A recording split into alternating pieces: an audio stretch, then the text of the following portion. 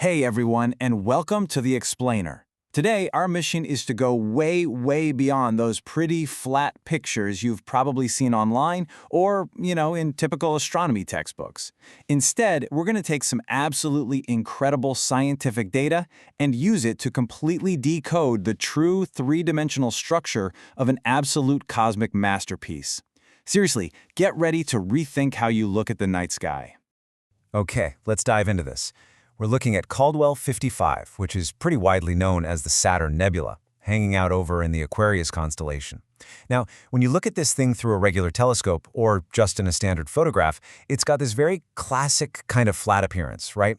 It literally looks a bit like our own planet Saturn, complete with what seems to be a central body and these rings sticking out.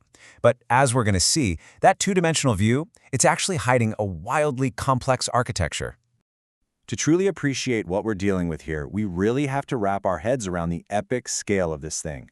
4,600. That is the number of light years between Earth and the Saturn Nebula. I mean, think about that. The light we're studying today has been traveling across the freezing vacuum of space for nearly 5 millennia before it finally hit our telescope lenses. We are looking deep into our galaxy at something just staggeringly huge. Section 1. Inside the Cosmic Onion. So, to understand a structure that's literally 4,600 light-years away, astronomers can't exactly just fly a probe out there to check it out. Instead, they use tomographic data.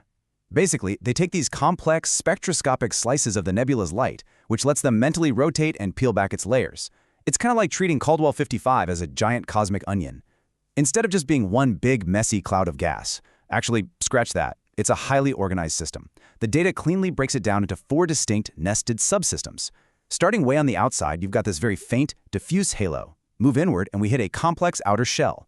Then the bright, deformed main shell that we actually see so clearly, and finally, right dead in the center, the internal shell. Breaking it down like this is absolutely crucial so we don't just get completely lost in all that astronomical data. So, how exactly did this intricate cosmic onion form? Well, it definitely didn't happen overnight. The evolutionary timeline here spans thousands of years. It kicked off with a massive superwind ejection from the central dying star, basically throwing off tons of material. That was followed by a neutral transition phase.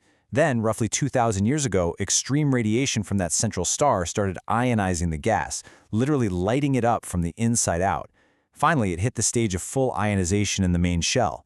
It's this intense photoionization mixed with incredibly fast stellar winds that literally carved out the crazy, intricate shape we're looking at today. Section 2. Jets, Knots, and Ansae. Now, beyond those main shells, Caldwell 55 is really famous for some peculiar features that astronomers love to describe using some pretty heavy jargon. Take the term ansae, for example. I know it sounds super complicated, but it's literally just the Latin word for handles. That's it. These are those polar, low-excitation knots of shocked gas that stick out from either end of the nebula. They are exactly what gives this nebula that stretched-out, handle-like vibe, making it mimic the planet Saturn. Now, what's really interesting about this data is how a side-by-side comparison completely clears things up. On one side, we've got a standard visual capture, but on the other, spectroscopic data.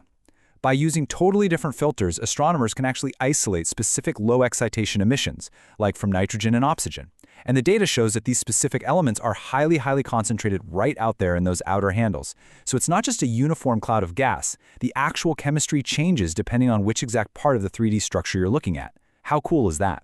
But here's where the data completely took astronomers by surprise. See, traditional theories always suggested that those outer knots and jets should be these highly dense clumps of matter, essentially plowing their way through surrounding space. But the spectroscopic measurements, they show the exact opposite. The inner rim and inner knots have a density of around 6,000 particles per cubic centimeter, but the jets and outer knots, they drop all the way down to just 1,500. That is a shocking lack of high density in those outer jets, and it fundamentally challenges everything we thought we knew about how these outer knots are formed. Section 3. A million-degree heart. All right, let's leave the outer limits of the ansae behind and plunge straight into the extreme, violent physics powering the core of Caldwell 55.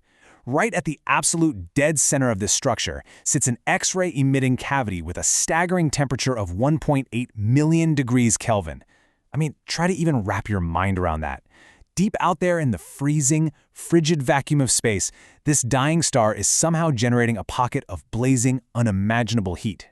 And this brilliantly illustrates the sheer, raw power of stellar winds. Because get this, at the exact same time that the center is 1.8 million degrees, it has an incredibly low density. We're talking just a few tens of hydrogen atoms per cubic centimeter. The intensely fast stellar wind blowing off that dying star has essentially bulldozed and hollowed out the center of the nebula. It's created this practically empty but ultra-hot bubble right at its very heart. Section 4. A matter of perspective. As we start to wrap up our 3D tour here, we really have to confront a massive bias we all share. Because we're stuck down here on Earth, our fixed, single viewpoint heavily manipulates our understanding of space. So I want you to ask yourself something. What if we could actually fly a spaceship 4,600 light-years away, hover directly over the top of Caldwell 55, and look straight down its poles? How would this cosmic onion look from that angle? Well, the answer literally changes everything we thought we knew.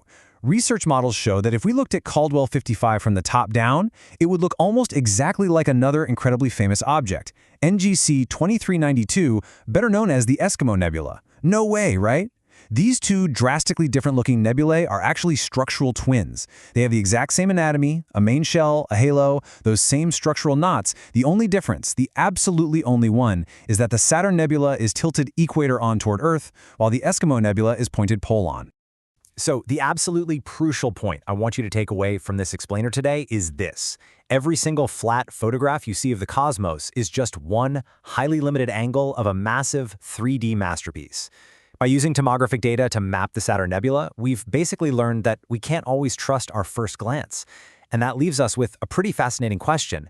What else out there in the night sky are we completely fundamentally misjudging, simply because of where we happen to be sitting in the universe? Keep that in mind the next time you look up at the stars.